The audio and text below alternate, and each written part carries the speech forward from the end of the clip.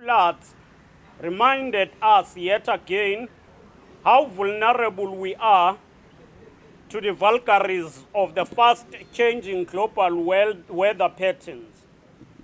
This triple external shock had a severe socio-economic impact on the economy of the province, resulting in the low economic growth, unemployment reaching the mark of 30% in the third quarter of 2020. And until now, poverty levels has risen sharply and billion worth of rents were wiped out of the economy due to infrastructure damage, company liquidations, the loss of household incomes. Despite the evidently clear socio-economic problems confronting our province, the following key trends are indicative of an economy that is rising from the ashes. Firstly, our GDP grew by 1.9 in the first quarter of 2022, although output is still low than the pre-COVID level. Our unemployment rate marginally declined in the first quarter of 2022 from 35% to 34.5%. Major investments have come through to our shores, indicating the confidence that investors still hold in the economy. With the lifting of the COVID-19 restriction, the economy is set for increased economic activity, particularly within the tourism sector, which was boosted massively by the Hollywood Durban July a week ago. The return of airlines such as SAA, Turkish, Qatar, and new routes such as the Durban-Harare, Durban-Eswatini are expected to boost tourism further. Lastly, the sovereign credit rating agencies, in particular S&P, has upgraded the outlook for South Africa to positive from stable, which is a welcome development for the country's economy. We are, however, mindful of the emerging risks that are mitigating against the full economic recovery, which will require to create jobs for a number of people who are unemployed. These include the rising interest rates, which dampen consumer spending, rising prices of necessities such as food and fuel, the rising cost of production as a result of increasing fuel, fertilizer, and other imported commodities, distorted global supply chain as a result of the geopolitical tension, particularly between Ukraine and Russia, which has a major impact on fuel prices and eventually would affect food. The period between the 8th and the 17th July 2021 saw many parts of KwaZulu-Natal province and Gauteng exploding in violence, looting of unprecedented scale since the democratic South Africa.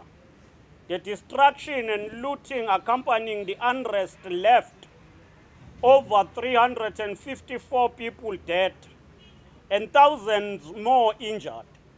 Infrastructure was destroyed, trading stock were stolen, business properties and equipment were damaged and set on fire, halting business operations.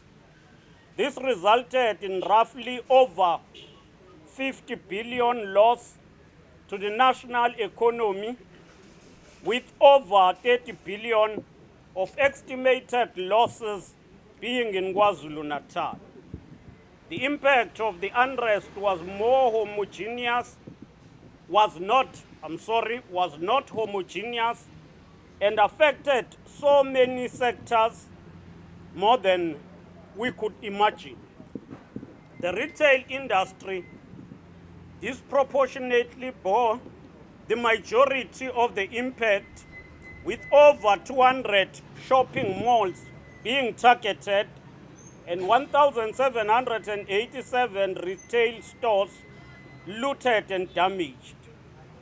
The transport, when it comes to transport sector, the transport sector was impacted by various supply chain interruptions, including the movement of trucks, fuel storages or fuel shortage, railway lines disruptions, staff availability, the shutdown of roads leading into and out of the port, specific disruptions to Durban and Richards Bay port operations, rail links between Durban and Gauteng, and general truck transport along the entry corridor were all affected during this unrest. The loss in the transport industry due to burning and looting of trucks went into millions of rand.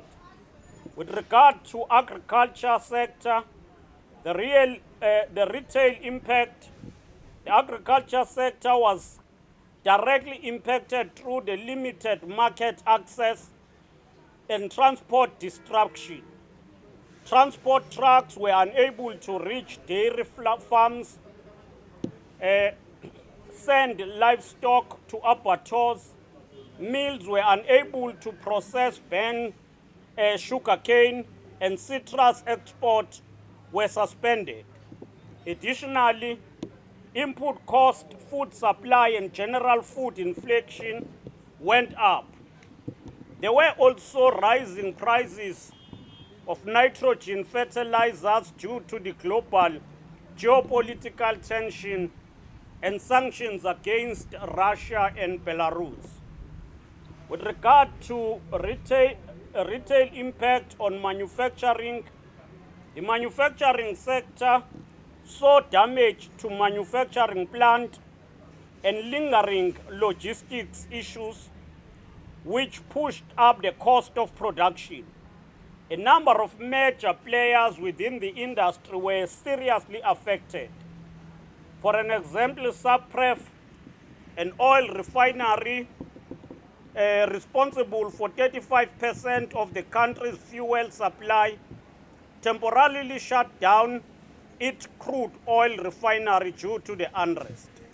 Unfortunately, the refinery would later indicate their intention to exit the South African market completely. LNG or LG Electronics, a TV manufacturing plant in Durban, which opened in January 2020, creating 100 jobs in the process, was burnt down and its warehouse was looted. Efforts to encourage the company to rebuild its factory are still underway. International food manufacturer Tiger Brand estimated the cost of loss of stock to be in excess of 150 million. South African breweries suffered losses close to 80 million as the company's depot in Pietermaritzburg and Newcastle were looted to the ground. Toyota South Africa Motors suspended production at its prospecting plant in Durban, and exports from the plant were halted. In East Tebe Industrial Park, a new clothing factory, Kings Park Manufacturers, we set up in September 2020, creating 600 jobs, was destroyed as machinery and raw material were looted. The social unrest also saw restaurants closing down and hotel bookings being cancelled, further affecting the recovery of a sector that had been seriously affected by COVID-19 related restrictions. At least 11 of properties suffered fire damage, necessitating an extensive rebuild process. The cost of repairing the buildings was estimated at over 385 million. With regard to the post-unrest relief packages, the aftermath of the unrest saw government swiftly embarking on a mission to stabilize the situation through a coordinated raft of measures seeking to restore security and order, cleaning up the environment, provide support in various forms to help rebuild life and livelihoods, support industrial capacity in order to increase chances of continued operations, and safeguard loss of jobs. These efforts were intended to reverse both the social and economic impact of the unrest, restore business confidence, and reserve the potential of capital flight in the province and business retention while saving or protecting employment. From then, we started the engagement seeking to build and restore business confidence. We led and hosted sessions with investors as well as with international diplomatic and international organizations represented in South Africa. The objective of this engagement was to engage investors on the July unrest with an objective of building investor confidence. It was also to showcase investment and trade opportunities as part of KZN Rising campaign. In this regard, the Premier met 12 embassies to register government's commitment to restoration of law and order and resumption of normal business operations. Subsequent to these engagements, we saw a number of investments actually started flowing into the province. Various programs and funding instruments were made available through the country's developmental finance institutions. At the same time, SASTRIA, a public enterprise that provides coverage for damage caused by special risk such as politically motivated malicious acts, strikes, terrorism, and public disorder, became instrumental in facilitating the rebuilding process for affected insured businesses. SASTRIA received 15,120 post-unrest claims totaling to 36 billion, of which over 13,000 claims were from KwaZulu-Natal. And that 13,000 claims was 23 billion. To date, 15.2 billion claims have been paid out to KwaZulu-Natal beneficiaries, whilst 8.3 billion paid out is still outstanding. Payout is still outstanding, rather. Shortly after the end of the riot, the chairperson of MASMAT and the CEO were the first to pledge the group's commitment to continue investing in KwaZulu-Natal. To date, Macro Springfield, which was badly affected, is now operational, and so are most of macros in the metro, in Ugu and Richards Bay, and they have also expanded. The government, through the Department of Trade, Industry and Competition, Department of Small Business Development, IDC, NEF, and SEFA, provided funding packages to support various business recovery interventions worth 3 3.7 billion. The critical infrastructure reconstruction program of 2 billion, it's an incentive implemented by the Department of Trade and Industry to support investments that have been affected by unrest and riots in KwaZulu-Natal and Gauteng. It was a cost-sharing incentive aimed at leveraging investment.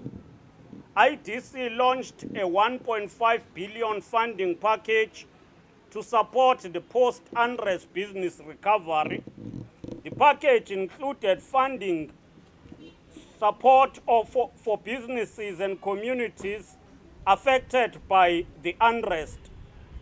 1.4 billion of the total package was earmarked to assist businesses, existing and new clients in selected sectors. IDC also set aside a 100 million regional program grant for technical and financial assistance to small businesses in townships, rural areas, and small towns affected by the unrest. In September 2021, the National Empowerment Fund and the Solidarity Fund Humanitarian Crisis Relief Fund launched a financial relief program to support small, medium, and macro enterprises recover from the devastating effect of riots in KZN and Gauteng, and set aside 600 million for this purpose. The Department of Small Business Development through SIFA availed 40 million to support small enterprises and informal traders whose businesses were looted or vandalized. Of 3.7 billion made available through DTIC, IDC, NEF, and SIFA, almost 2.6 billion was disbursed to beneficiaries from our provinces, and KwaZulu-Natal can account as follows. The eThekwini municipality accounted for the largest share of recipient with 44 approved applications to the tune of 2 billion, followed by Umngeni with 15 applications to the tune of 177 million. The remaining 223 million was disbursed to 81 companies from all the other districts in the programs.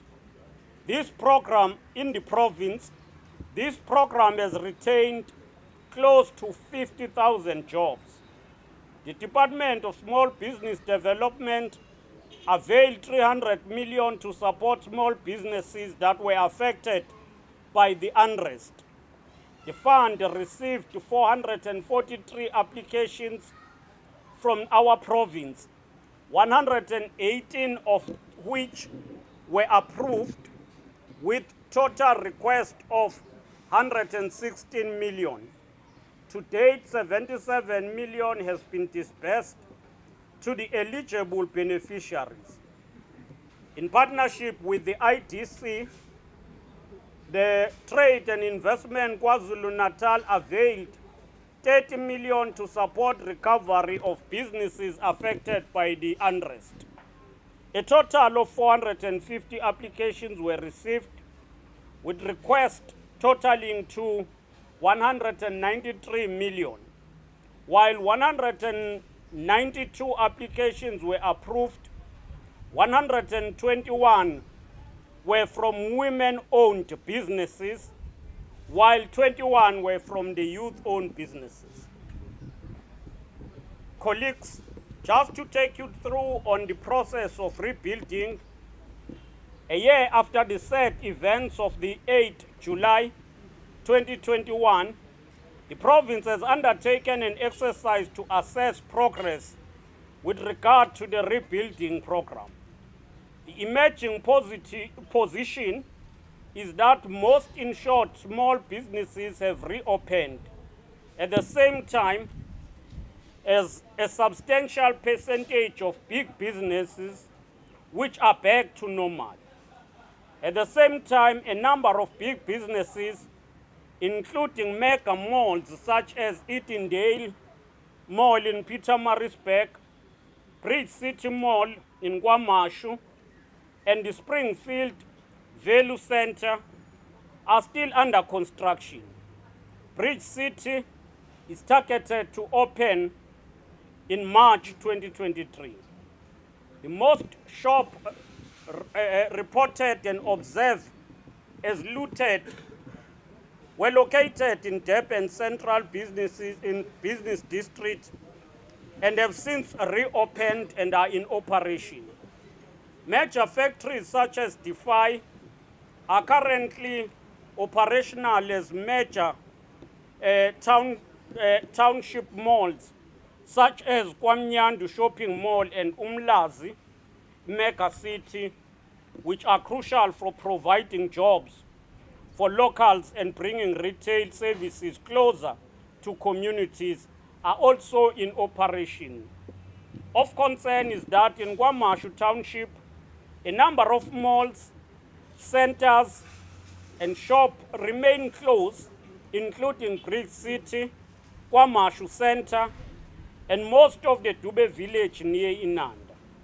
While plans to rebuild some of these centers are in motion, we however remain worried at the ongoing impact on jobs and access to services by the community.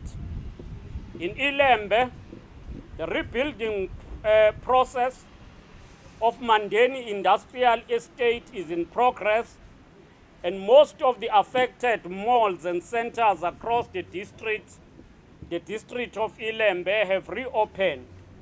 These include the Wadukuza Mall. According to Enterprise Ilembe, there have been notable capital flow from the region.